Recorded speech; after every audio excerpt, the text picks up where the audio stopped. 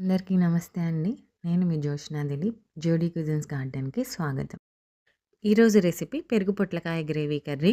పొట్టకి ఎంతో హాయిగా, శరీరానికి చలవ చేసే ఒక అద్భుతమైన కర్రీ. ఎంతో కమ్మగా కూడా ఉంటుంది. దీన్ని ఒకసారి చేసుకుంటే మళ్ళీ మళ్ళీ తినాలనిపించే అంత రుచిగా ఉంటుంది. ముందుగా పొట్లకాయని తీసుకొని ఉప్పు లేక చాకుతో దాని పైనున్న తెల్లని పొరని శుభ్రంగా రుద్దుకోవాలి. ఉప్పుతో అయితే బాగా వస్తుందండి. తెల్లని పొరంతా పోయాక ఇలా పచ్చగా ఉంటుంది. దీన్ని మనం శుభ్రంగా కడుక్కొని చిన్న చిన్న ముక్కలుగా కట్ చేసుకోవాలి. ముక్కలను ఆవిరిపైన ఉడకపెట్టుకోవాలి. పొట్లకాయ ముక్కలతో పాటు జీడిపప్పును కూడా తీసుకొని ఆవిరి పెట్టుకోవాలి. మీకు ఆవిరి ఎంతవరకు పెట్టుకోవాలి అంటే ముక్కలు మెత్తదనం వచ్చేంత వరకు పెట్టుకోవాలి. 10 నిమిషాలు అయ్యాక మీకు ఈ విధంగా ఉంటుంది. జీడిపప్పు అనేది మెత్తగా ఉడకాల్సిన అవసరం లేదు. జస్ట్ పచ్చివాసన పోతే సరిపోతుంది. మీకు పొట్లకాయ ముక్కలు అనేవి ఇలా మెదిపితే మెత్తగా అవ్వాలి అంటే ఆవిరి పర్ఫెక్ట్గా అయినట్టు.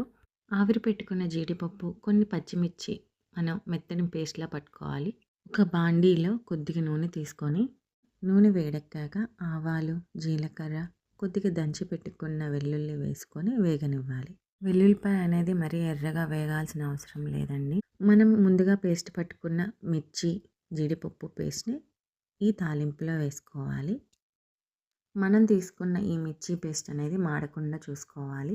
జీడిపప్పు వేయడం వల్ల అడుగంటే అవకాశం ఉంటుంది. కాబట్టి మనం ఏ జార్లో అయితే పేస్ట్ పట్టుకున్నా అదే జార్లో కొద్దిగా నీళ్లు పోసుకొని ఆ జార్లో ఉన్న వాటర్ని మనం ఈ కడాయిలో వేసుకోవాలి.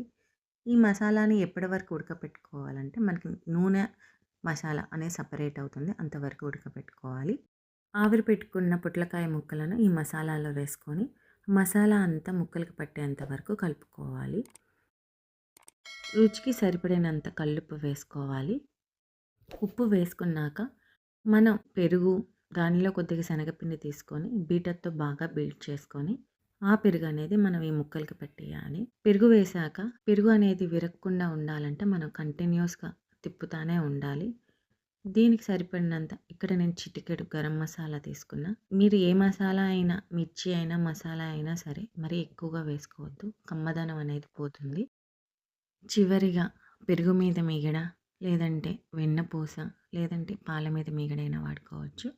ఇక్కడ నేను పెరుగు మీద మీగడ వేశాను. అంతే, అద్భుతమైన పెరుగు పొట్లకాయ గ్రేవీ కర్రీ రెడీ. దీని వేడి వేడి అన్నంలో కానీ, చపాతీలో కానీ, పూరీలో కూడా చాలా బాగుంటుందండి. మీరు కూడా ఈ కర్రీని ప్రయత్నించి మీ అనుభవాన్ని నాతో పంచుకోండి కమెంట్స్ ద్వారా. ధన్యవాదాలు అందరికీ. ఈ వీడియో మీకు నచ్చినట్లయితే లైక్ చేయండి, షేర్ చేయండి, కమెంట్ చేయండి అండ్ నా ఛానల్ని సబ్స్క్రైబ్ చేసుకోండి.